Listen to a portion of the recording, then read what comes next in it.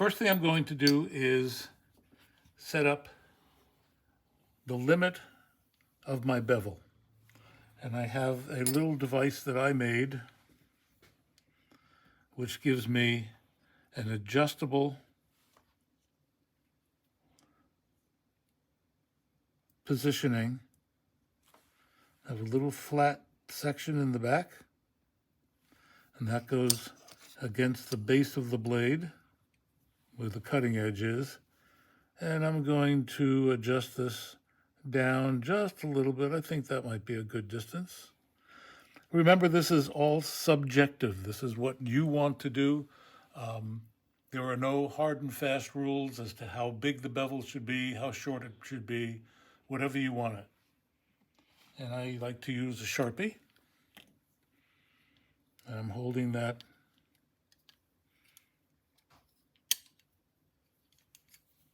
right up against that flat portion of the gauge. I'm holding that in position. And I'll just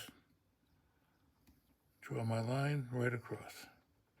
Now that's going to tell me what the upper limit of the bevel is going to be.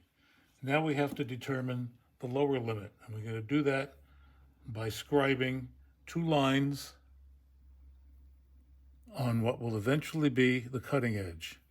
In order to make them visible, I'm going to use a broad Sharpie here. I'm going to paint that base of the blade where the cutting edge is going to be. Paint that all black. There we go.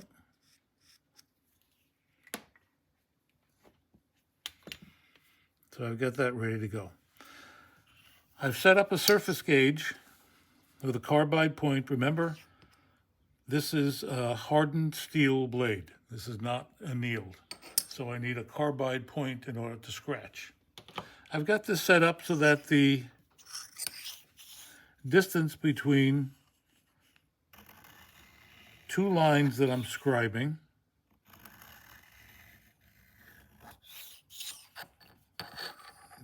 is one line.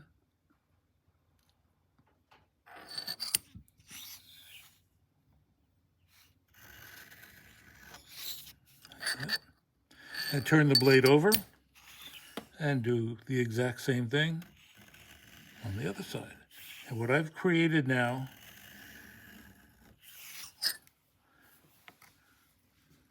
is that visible, Adam? Yep, we can see it. Can you Okay. show how the scribe works on the blade, Bob? Either Adam go around to the other side or turn the blade around. This way? Do it this way, yeah, so you can see how it works. Okay. I just move that right along. This is called a surface gauge. And it is adjustable in various directions using this little wheel and go up or down. And they come in various sizes. Here's another one that I use for other measurements. And you can move that in various positions. But you don't need to have a surface gauge.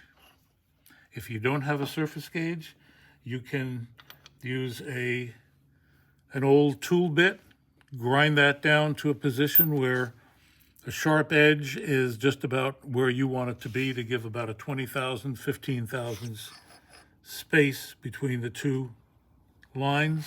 And you could use just a ground tool bit, hardened steel, to just move it along exactly as I did in one position and turn it over. Same thing in the other position.